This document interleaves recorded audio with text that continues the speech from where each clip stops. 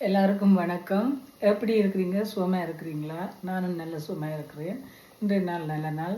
எந்த நாள் ஆசீர்வதிக்கப்பட்ட இந்த நல்ல நாளுக்காக கோடி சூத்திரம் கத்தருக்கு நன்றி செலுத்துகிறோம். இப்பொழுது நான் உங்களுக்கு ஒரு கத்தரிக்காய் சுட்டு சம்பல் போடுறது எப்படி என்னதை தான் உங்களுக்கு காட்டித்தர போகிறேன். வாங்க என்னோட கூட.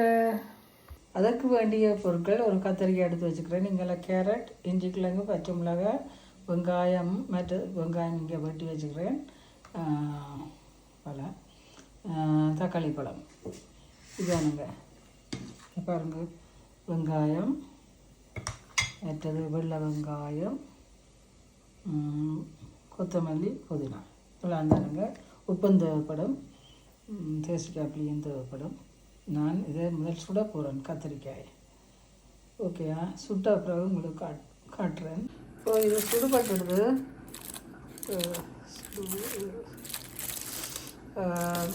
இதுக்குள்ளே ஜிஞ்சரையும் சேர்த்து சுட்டேன் நான், பச்சை மிளகாயும் சேர்த்து சுட்டேன் நான். இப்போ இதை தோலை உரித்து போட்டு கிரைண்டரில் போட்டு அடிக்க போகிறேன். அதோட கேரட், வெங்காயம், மிளகாய் எல்லாம், மிளகுத்தூள், மற்றது இங்கே இருக்குது உப்பு, இதுக்குள்ள மிளகாய், மிளகுத்தூள், தக்காளி பழம், இதால் பச்சையாக வெங்காயம், இதுகள் தாளித்த வெங்காயம் இருக்குது. நான் எல்லாத்தையும் மிக்ஸ் பண்ண போகிறேன். அதோட தயிரை போட்டு தான் செய்ய போகிறேன். தயிர் எடுக்க மறந்துட்டேன்னு எடுக்கிறேன். இந்த இருக்குது தயிர். ஓகே, நான் கத்திரிக்காய் தோலை உரிச்சிட்டு இஞ்சியையும் முதல் பச்சை மிளகாய், கேரட் எல்லாத்தையும் அடிக்க போகிறேன். கிரைண்டர்லாம் அடிக்க போகிறேன். அடித்து போட்டு காட்டுறேன். இப்போது இதை நான் ஒரு டிஷ்ஷுக்குள்ளே போடுறேன்.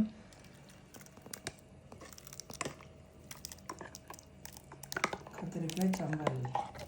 இதை தேசிக்காய் புளியும் விட்டுருக்குறேன். பாருங்கள் எப்படி இருக்குதுன்றதை பாருங்கள். மிகவும் சுவையாக இருக்கும், அருமையானது. நீங்களும் இதே போல் செய்து சாப்பிடுங்க. உங்கள் குடும்பத்தில் சந்தோஷமாக இருந்து எல்லாரும் சமைச்சு சாப்பிடுங்க. Okay, stay happy. God bless you. Like பண்ணுங்கள், ஷேர் பண்ணுங்கள், சப்ஸ்கிரைப் பண்ணுங்கள். மறக்காமல் பெல் ஐக்கோனை அமர்த்துங்க. Okay, see you.